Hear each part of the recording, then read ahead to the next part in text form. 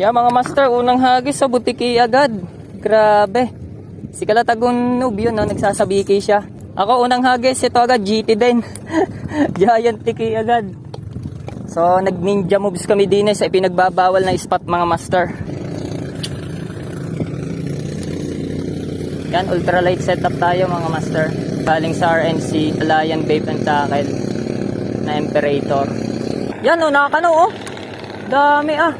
Nakakanaw yung mga kitok, mga master. Ayaw naman kumagat.